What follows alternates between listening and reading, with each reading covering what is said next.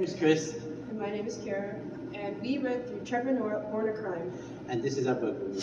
My book is about, I guess, my life growing up in South Africa as a mixed-race child in South Africa, which wasn't common at the time at all because the time that I was growing up was a period of our history called apartheid. And so my mother's a Xhosa woman, my father's Swiss. I was, I guess, a mixture of the two. And I grew up during this time, which led to a series of fascinating and fun stories. Some of them very painful, but I guess I find the comedy in everything. And this book brings it all together. What is Born a Crime? Split between two worlds, Born a Crime is about his childhood growing up during and after apartheid. Belonging to no group, it takes you through his struggles with family and how different his life is. Born a Crime is as funny as it is inspiring. In 1948 to 1994, South Africa was under racial segregation. During this time, South Africa was under an all-white government that dictated over the majority of the population.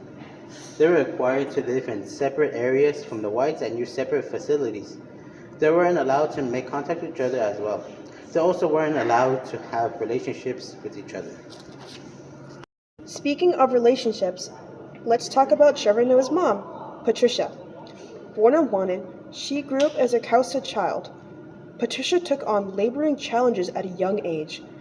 She got the rare chance to go to school, which helps her land a job to start her life. Determined and full of life, she flees her family and moves to Johannesburg. Patricia does not stoop to the law, living in a white man's apartment, which is illegal, and the two of them soon develop feelings. Not long after that, she bears not only a child, but a crime. Trevor Noah was born in Johannesburg, and it was easy to see how different Trevor was from everyone else.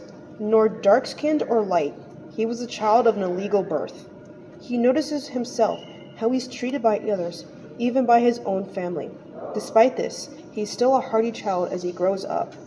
The experiences he went through clearly makes him him. This book covers a lot of themes and does a really good job portraying them, all of them. There's the theme of racism, apartheid, and the cycle of poverty. There's also identity, belonging, and community, even to love and personal growth. But one that stands out to me, and what everybody needs to learn, is love and personal growth. In the book, there are 4 chapters that focus on the idea of love.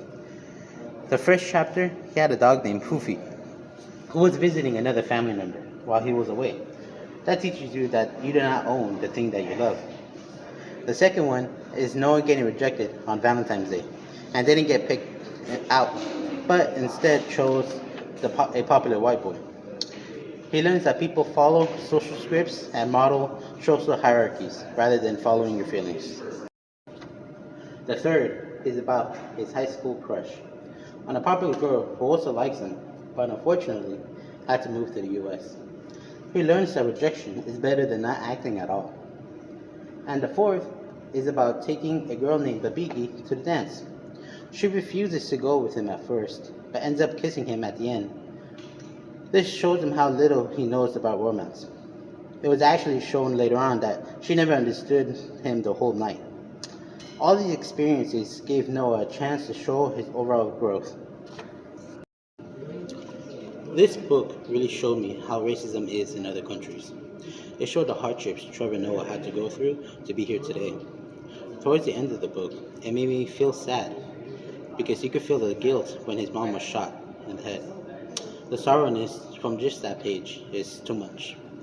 Although the book is just multiple stories, Trevor successfully is able to have a great theme in each chapter while giving an enjoyable narrative. Speaking of an enjoyable narrative, this book grew on me a lot. While coming into this book with an open mind, I wasn't sure what to expect. Coming out of it, I felt satisfied and amused. Seeing how he struggled, I liked how both Trevor and his mother, Patricia, never gave up, even when times were rough.